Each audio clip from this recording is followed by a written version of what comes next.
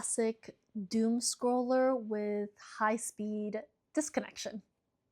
Get it? ADHD. Anyways, for some reason, doom scrolling and seeing other people's lives made me feel more disconnected with myself. My brain felt really foggy and broken, and it was almost like I didn't know how to be without my phone. I went on a self-improvement kick and I decided to use books to help me do that. And I think this could look different for other people. Some people might start getting into exercise, crafting, baking bread. As long as it helps to dissipate the fog and keeps your brain from being hijacked by apps, you should be able to reclaim your focus. This made me think of the methamphetamine episode from Science Versus, where they said something like, even after 6 months of meth use, your brain can still bounce back. So if your brain can bounce back from drug use, then it should also be able to bounce back from hours and hours of doom scrolling.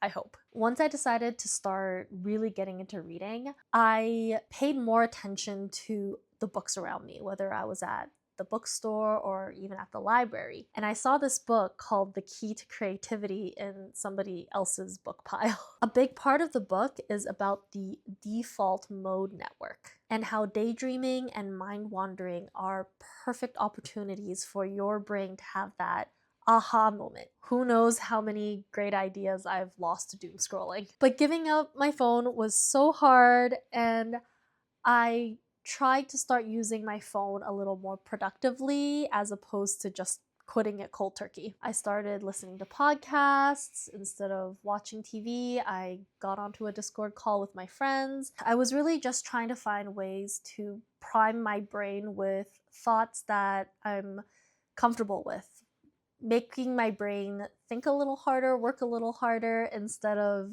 just filling it with brain rot. I'm hoping that when these thoughts get sorted into long-term storage, it influences my creativity. I'm not just trying to protect my focus, but I'm redirecting it towards something better. But redirecting it wasn't really enough. I still found myself reaching for my phone and scrolling like it was a habit, like muscle memory. I needed to find ways to strengthen my focus. My brain has a lot to make up for after endless hours of scrolling. My attention span needed to be challenged constantly. I've tried reading Pride and Prejudice 6 times, and I failed every single time because I just did not have the discipline and the focus to read it to the end. This time, I gave myself a goal. I told myself if I could finish Pride and Prejudice on my Kindle, then I would reward myself by getting a Kobo and getting a hard copy of the book. The really great thing about an e-reader is seeing your progress. Every night, I would challenge myself to read at least 5% of the book. And each time that little percentage bar went up, it was kind of like a dopamine hit. It doesn't hit as hard as when I'm scrolling, but it was just enough to keep me going. Of course, sometimes I wanted a stronger hit of dopamine, the one you get from when you're checking social media or when you see a funny TikTok. To keep myself from doing that though, I tried turning my phone to grayscale. That helped for maybe about a day. I tried to make the apps a little more inaccessible. So I decided to try a method that weightlifters or like people who are working out use, which is even if you're feeling exhausted and tired, you push yourself to do one more rep. And with reading Pride and Prejudice, whenever I could feel myself wanting to pick up my phone, instead I would tell myself, okay, read for 5 more minutes. Pushing through did a couple of things for me.